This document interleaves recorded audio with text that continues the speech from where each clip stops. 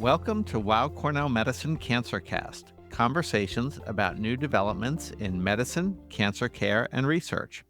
I'm your host, Dr. John Leonard, and today we'll be reviewing research that came out of the 2024 American Society of Clinical Oncology, or ASCO, annual meeting. ASCO is the world's leading organization for physicians and oncology professionals caring for patients with cancer. ASCO focuses on collaboration, research, education, and the promotion of high-quality, equitable patient care. The ASCO annual meeting is held every year in Chicago, and it is the largest global oncology conference. It features state-of-the-art research presentations and the latest oncology insights from oncology professionals around the world. We've had a great tradition here at CancerCast, where I have met and reviewed on a yearly basis after ASCO with my colleague, Dr. Manish Shah. And he's here today to discuss some of the key takeaways and exciting updates from the ASCO meeting. Dr. Shah and I will review the most essential research presented this year. He will discuss solid tumor oncology, and I'll talk a bit about hematologic malignancies. Dr. Shah is the director of the Gastrointestinal Oncology Program and chief of the Solid Tumor Service at Weill Cornell Medicine and NewYork-Presbyterian Hospital. In addition to his many roles and responsibilities, Dr. Shah has also served on a number of ASCO leadership committees, including the Cancer Education Committee and past chair of the ASCO Clinical Guidelines Committee. And Dr. Shah, I do believe you are also a fellow of ASCO, if I'm not mistaken. Is that correct? That's right. I became a fellow a few years ago. It's quite an honor. So let's start a little bit by talking about what ASCO is, but more importantly, how you think of conferences and how patients should think of conferences like ASCO when research is presented. How does that help the field? How does that help patients and their caregivers? Absolutely. And thanks again for having me this year. It's really something I look forward to, and I enjoy talking to you in this venue. So, ASCO is really a tremendous organization. I think the membership is over 50,000 individuals, mostly medical oncologists and hematologists, but then also a lot of other disciplines are represented, including radiation oncology, surgical oncology. There's representation from industry and drug development, as well as patients and patient advocates. It's our premier venue for providing learning. So I think a lot of what happens at ASCO is updating other members on the latest cutting edge research. But as part of that, we also learn what is the best approach to management for different cancers. And then we are able to build on that with the research that's being presented. It also offers a venue for interaction and exchange of ideas from all aspects of cancer care, including what are the needs of individuals who have survived cancer, about developing cancer at an early age when it seems particularly unfair, and what are the support services for that. It also talks about issues like drug shortages and how we can manage that. So it really is a comprehensive venue for patient and physician education, for interaction, exchange of ideas, a venue to kind of expand where the holes of clinical care and where we can work to improve patient outcomes, and also to identify other needs that we don't realize that we need.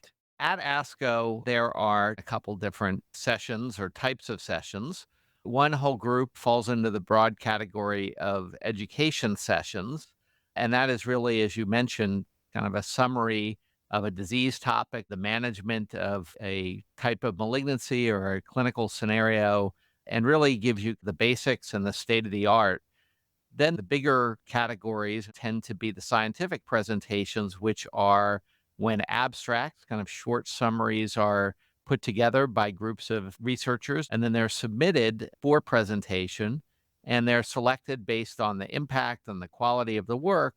The plenary session, which is just a handful of abstracts that are deemed to be so important and so practice changing that basically the entire audience is available to attend, and really nothing else competes because these are the highest impact presentations. It kind of moves down from there to oral sessions that are focused on different disease entities, such as lung cancer or gastrointestinal cancers, and then poster presentations where people walk around and meet with investigators standing in front of a poster with their work. There are some abstracts that you can read on your own. And so it's a whole range. I think what I'd like to start with is having you touch on what you think was the most relevant and important out of the plenary session. A nice thing about the plenary session is that they really highlight clinical trials that are practice changing, meaning that they impact patient care right away. They advance the field and they provide data on how best to manage certain things. And there are a few of those at this year's ASCO plenary session. One of them I'll start off with is abstract number one, which is the perioperative chemotherapy plot versus neoadjuvant chemoradiation cross for resectable esophageal adenocarcinoma. It's called the ESOPEC trial. So this was a study in esophageal cancer. Most patients with esophageal cancer, they actually present without the cancer having spread past the esophagus because the esophagus is the tube that connects your throat to your stomach, and it's the tube that allows passage of food to get into your digestive system. And if there's a cancer in the esophagus, it causes early on symptoms of dysphagia where it feels like food's getting stuck because there's a partial obstruction because of the cancer. And in the United States, for a long time, we've primarily practiced with giving chemotherapy in combination with radiation, followed by surgery. And we thought that was the best way to try to give patients the best chance of cure for locally advanced esophageal cancer. Out of Europe, actually, out of Germany, there was a regimen of chemotherapy without radiation. The chemotherapy regimen was called FLOT, FLOT, and it was a combination of three different chemotherapy drugs.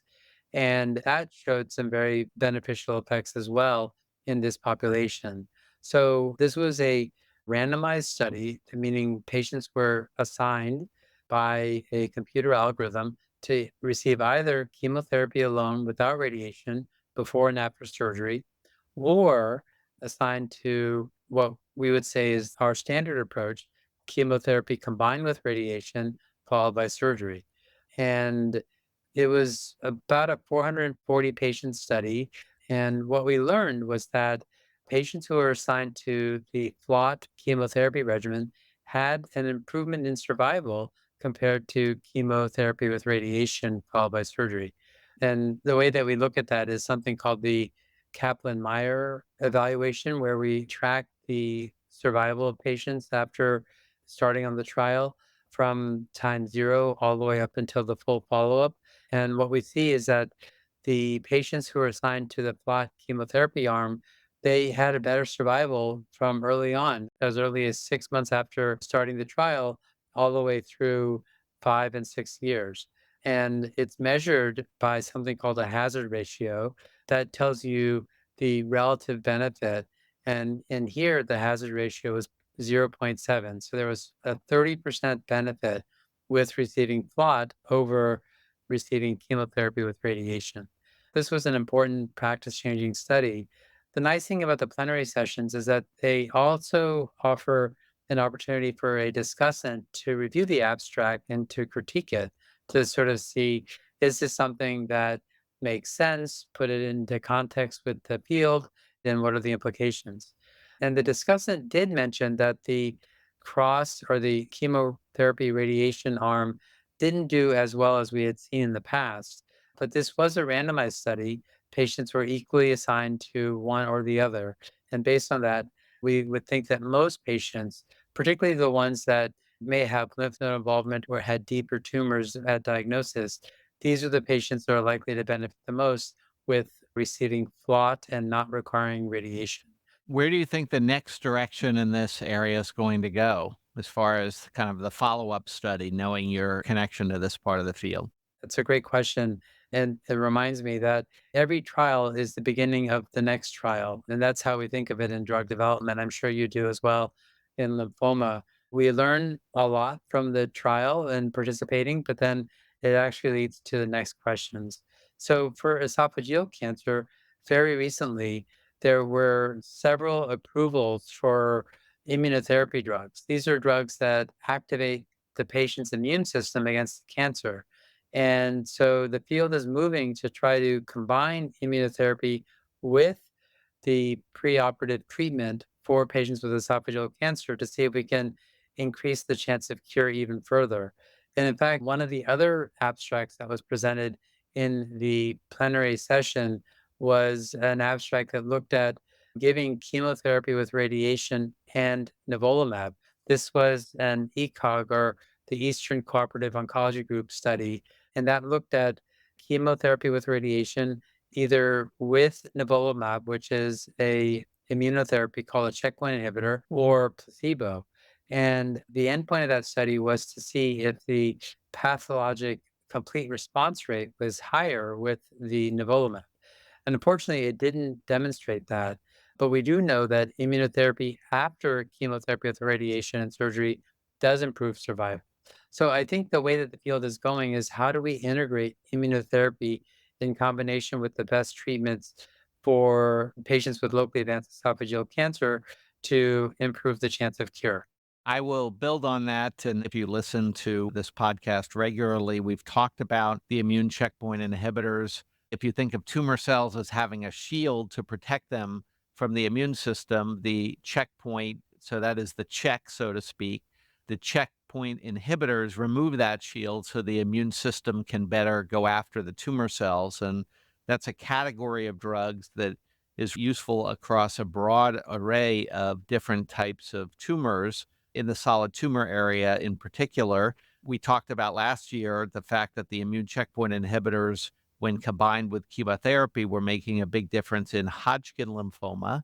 And I'll just jump in with one lymphoma abstract, a newer inhibitor antibody that inhibits PD-1 in this family of immune checkpoints. It's an antibody called camrelizumab, and that was tested in combination with chemotherapy in a rare type of lymphoma called NK T-cell lymphoma, which is challenging. It's more commonly associated with people from the Far Eastern countries for a variety of reasons. And this had an interesting study in combination with chemotherapy where the results seemed better than expected with chemotherapy. This was an early study in a rare cancer, but another place where these immune checkpoint inhibitors might have utility. Why don't we move to another area? I'll let you go ahead and pick one from your list. I'll stay with the theme of immunotherapy. So another, I think, very important abstract was the NADINA trial. That is a trial in melanoma. This was the neoadjuvant nivolumab plus ipilimumab versus adjuvant nivolumab in macroscopic resected stage 3 melanoma. We talked about the immunotherapy just now as a shield. What we're learning is that there may be many different targets that need to be overcome to break down that shield. One is PD-1, and nivolumab attacks that, and the other is CTLA-4, and ipilimumab attacks that. And so this trial was examining whether the combination of nivolumab and ipilimumab given before surgery was better than the current standard treatment, which would be surgery followed by nivolumab. This was a phase 3 trial, and patients were assigned either to the 2 courses of the nivo-ipi combination, followed by resection of the tumor draining lymph nodes. And then if there was a major response, you didn't do any more treatment. Alternatively, if there wasn't a major response, there was still some residual cancer, you would continue with nivolumab. And that was the experimental arm. And the standard arm is for stage 3 melanoma to do a lymph node dissection and then do nivolumab for about a year. 423 patients were randomized, so a pretty sizable study, once again, global study. And there was a significant difference in a new endpoint called event-free survival. So this means that they tracked patients after enrolling on the study to see if they had any kind of event, meaning either a local recurrence or metastatic recurrence of the melanoma, or if something happened and the patient passed away or something like that. And even at 1 year, patients who were assigned to the Nivo-Ipi arm had an 83.7% event-free survival, meaning essentially 84% of the time they were fine, no issues, no recurrence within the first year. Whereas in the control arm, which was adjuvant nivolumab, the event-free survival was 57%. So really quite a big difference in terms of event-free survival. And the other thing that they look at is that in melanoma, there's a other protein called BRAF that has a significant impact on the management of the disease. And this treatment was beneficial in patients who were both BRAF wild type, meaning that the protein was normal, and those patients that had a mutation. And then the last thing I'd want to mention is that there were about 60% of patients who had a major response, meaning that if you did just the 2 months of therapy before surgery, they didn't need any more treatment. So not only was it better in terms of event-free survival, we actually required less in terms of treatment. You only needed 2 months of treatment before surgery versus doing surgery and a year of treatment afterwards. So I thought that was really, really quite impressive as well. I think this is another indicator that immunotherapy is really transformative in oncology, both heme malignancies and solid tumor malignancies. It's just changing the way we think of how we can treat disease. Another form of immunotherapy that was highlighted at ASCO, and I'm not going to focus on one particular abstract, but just kind of a broad array, is the concept of bispecific antibodies. And bispecific antibodies have been approved in lymphoma for a period of time, really over at least the last year, if not longer. And the concept of a bispecific antibody is that this is an antibody, antibodies being immune proteins that typically bind a target, in the case of cancer, typically on the tumor cell, although it can be targeting something else like an immune cell. But a bispecific antibody, as the term bi references, has two parts to it. One is a piece of the antibody, the immune protein that binds the tumor cell, a target on the tumor cell itself.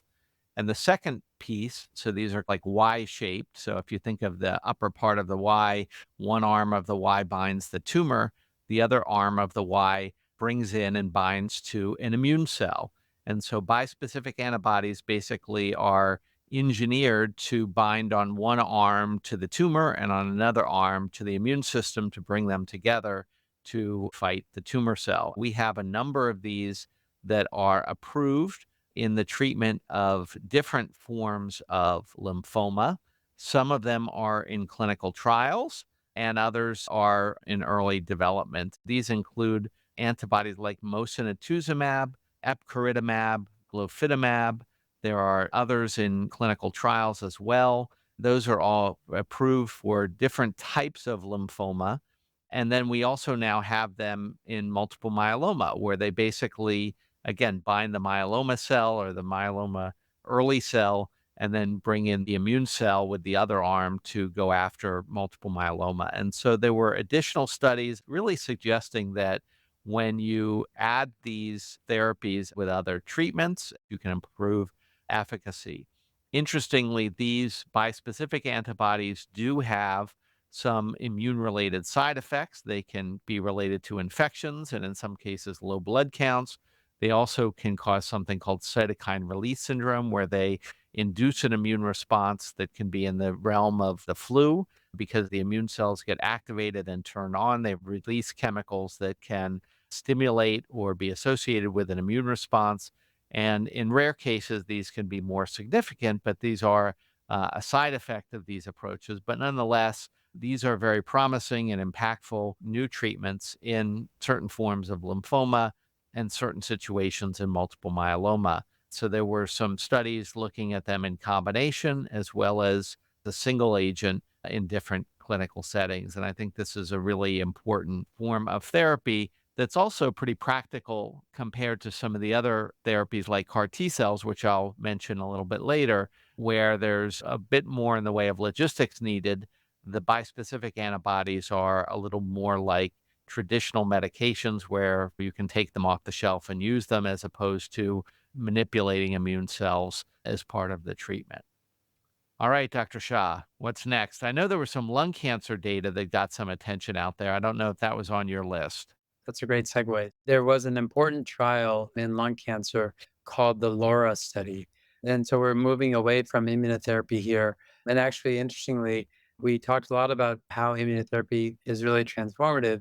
In lung cancer, about 15-20% of patients have something called an EGFR mutation. That's a mutation in the epidermal growth factor receptor, which, if there's a mutation, it actually drives the lung cancer growth. And in this specific population, immunotherapy actually is not very effective. So, in lung cancer, in stage 3 lung cancer, the standard approach is to do chemotherapy with radiation. And there was a trial several years back called the Pacific trial that added durvalumab, which is another immunotherapy after the chemotherapy and radiation. And it was really quite striking, and it did provide a survival benefit and is now what we do as standard treatment. But in these stage 3 lung cancers that have this EGFR mutation, the durvalumab was no better than placebo. So really, it was an unmet need. And that's where the LAURA study took hold. In patients who have stage 3 lung cancer that is treated with chemotherapy with radiation, the investigators randomized patients to receive osimertinib, which is an oral pill. It's called a tyrosine kinase inhibitor. It specifically blocks this EGFR mutation, and they were comparing that to placebo. This was roughly 210 patient study. 140 were assigned to the osimertinib, and 73 were assigned to placebo. And the progression-free survival was strikingly different. At 2 years, 65% of patients assigned to osimertinib had not had progression in this study, whereas with the placebo, only 13% of patients at 2 years had not had progression. That's a five-fold difference in the progression-free survival if you received adjuvant osimertinib after chemotherapy and radiation for stage 3 lung cancer. So this is really, really quite impressive. The hazard ratio is 0.16, so an 85% improvement over the course of the curve with using adjuvant osimertinib. And the other interesting thing about this is that they did look at overall survival as well. There are two endpoints that maybe I should mention. After we do definitive treatment for localized disease, we're often, as oncologists and investigators, looking at the time to progression. Did the cancer come back and how long did it take? And then the survival. Did patients survive longer? The two measurements are called progression free survival and overall survival. So on the LAURA trial, the osimertinib arm had a 85% improvement in progression-free survival. It really prevented the cancer from recurring. But at least at this early look, the overall survival was no different in the two arms. So what it means is that in the patients who received placebo and they had disease progression, they went on to receive osimertinib and their disease was controlled. They didn't pass away. I think what it really is telling us here is that if you have a target and the target is driving cancer growth, then our ability to hit the target can really be transformative. We still believe that hitting the target early before the cancer progresses is going to be helpful. So I think with time, we're going to see that patients who were assigned to the osimertinib arm probably will have a better survival, but it may take many, many years because the target's so effective in a metastatic setting. But you're right, this is an important lung cancer trial that got a lot of noise and I think is clearly practice changing. My colleague down at Emory, Suresh Ramalingam, led the study. So at the ASCO session, this is a huge auditorium. I think probably over 5,000 people are in the audience. There are others that are listening on a video cast. It's just a big honor to present, and it's a big event, and it's a big stage for drug development and these investigators. All right, I'm going to give each of us one more chance to highlight another area before we wrap up. I'm going to mention the area of CAR T cells. This is something that we've talked about on this program before, and it's really an important area in hematologic malignancies, particularly leukemias, lymphomas, multiple myeloma, and lots of clinical trials as well as some approvals. The idea of a CAR T cell, which stands for chimeric antigen receptor T cell, is again going to these T cells that are immune cells that typically fight infections. They can be through a fancy blood donation removed from a patient's body just through a special kind of blood donation. They can then be sent to a laboratory, a company that can engineer them to essentially be fired up to fight a tumor cell. They're re-engineered to basically bind to tumor cells more specifically and also to be kind of energized to go after them. Then the patient, they're sent back to the hospital or the treatment center. The patient gets some light chemotherapy to make some space. Then these CAR T cells are infused into the body like a blood transfusion, and they can then go on to treat the tumor cells. And these have made a big difference in certain types of lymphoma, certain types of lymphoid leukemias in particular. They're moving along in multiple myeloma as well, and they're also being studied in autoimmune disorders, in certain forms of solid tumors, mostly in clinical trials. They've really, for certain scenarios, changed the standard of care, and there are a large number of them in clinical trials, engineered in a little bit different ways to go after different clinical situations. So CAR T cells have become the standard of care in a number of settings, particularly lymphoma and some leukemias. But I just wanted to highlight two that were presented at ASCO. Most of the CAR T cells in lymphomas and lymphoid cancers are focused on B cell leukemias and lymphomas, but a less common type is the T cell. And there was some data looking at a CAR T cell that targets CD7. CD7 is a target on T cell lymphomas and leukemias. And this showed some early clinical data. So this is using a normal T cell that's re-engineered to fight a tumor T cell that has a specific target on it. And while this was a small study, these were exciting and interesting results where a substantial number of patients had tumor responses, and those in many cases lasted months to years. But this is a particularly relevant scenario because the T cell lymphomas in many cases can be more difficult to treat, not always. And so having a CAR T cell to fight T cell leukemias and lymphomas is of some potential value as these move through clinical trials. The other scenario that I wanted to highlight was that liso-cel, which is one of the approved CAR T cells for certain types of B cell malignancies, was reported on for a specific type of lymphoma called Richter's transformation. This is when patients have a underlying indolent type of lymphoma called CLL or chronic lymphocytic leukemia. It's also called small lymphocytic lymphoma. Sometimes these types of leukemia or lymphoma can change to a more aggressive type that traditionally is much harder to treat. And these data with liso-cel suggested that some patients can benefit from a CAR T cell approach. And this is, I think, important data because this option has been explored in small numbers of patients. And as time goes by, we're getting more data suggesting that this approach could have potential value for patients with Richter's transformation, which, as I said, can be in many cases more difficult to treat. So encouraging data there. Dr. Shah, your last topic. Go ahead. Thank you. I found a couple abstracts very, very interesting that involved artificial intelligence. That's a big craze. Everyone is excited about Chat GPT and what it could do. So this abstract in particular was out of the Stanford group, and it looked at the pathology of patients who are getting immunotherapy in gastric and esophageal cancers. And they looked at 30, 40 different features of the pathology specimens using high definition fluorescent microscopy to characterize different types of immune cells. These included the cytotoxic T cells or the T helper cells, natural killer cells. So the immune system is very complex in the microenvironment of the tumor.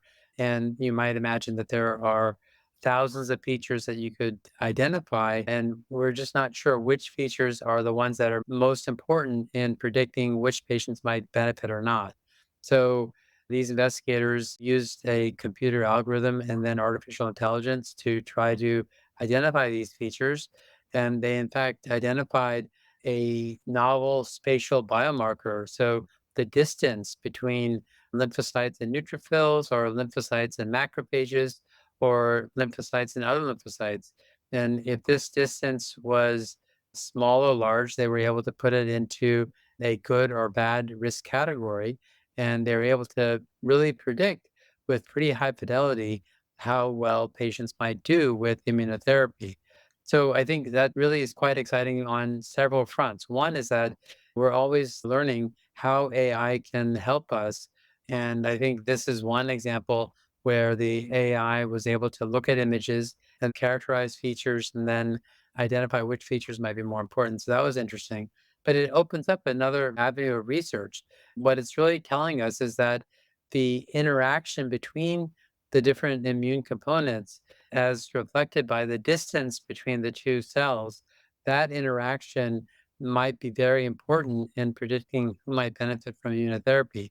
So the next step in the research is going to be what is driving those distances. The immune system functions in a very complex way. It often secretes something called cytokines or immunokines. These are proteins that provide a signal to neighboring cells to either come closer or to stay away or go away. And so these cytokines likely are important in these spatial features of these interactions between lymphocytes and neutrophils, or lymphocytes and macrophages, that are predictive in this model. So I think it opens up lots of avenues of research, and it's really quite exciting to see. And it's really a reminder of how cutting edge ASCO can be. Well, thank you so much, Dr. Shah. It's been great to have you here, and I really appreciate all the time that you put into putting together your analyses of these presentations. It's really helpful, and I know that our audience enjoyed it. Thank you so much for having me. It's really a pleasure for me to be here, and I look forward to 2025. Great. Well, I'd like to invite our audience to download, subscribe, rate, and review CancerCast on Apple Podcasts, Spotify, or online at weillcornell.org. We also encourage you to write to us at cancercast@med.cornell.edu with questions, comments, and topics you'd like to see us cover more in depth in the future. That's it for CancerCast, conversations about new developments in medicine, cancer care, and research. I'm Dr. John Leonard. Thanks for tuning in. All information contained in this podcast is intended for informational and educational purposes. The information is not intended nor suited to be a replacement or substitute for professional medical treatment or for professional medical advice relative to a specific medical question or condition. We urge you to always seek the advice of your physician or medical professional with respect to your medical condition or questions. Weill Cornell Medicine makes no warranty, guarantee, or representation as to the accuracy or sufficiency of the information featured in this podcast, and any reliance on such information is done at your own risk. Participants may have consulting, equity, board membership, or other relationships with pharmaceutical, biotech, or device companies unrelated to their role in this podcast. No payments have been made by any company to endorse any treatments, devices, or procedures, and Weill Cornell Medicine does not endorse, approve, or recommend any product, service, or entity mentioned in this podcast. Opinions expressed in this podcast are those of the speaker and do not represent the perspectives of Weill Cornell Medicine as an institution.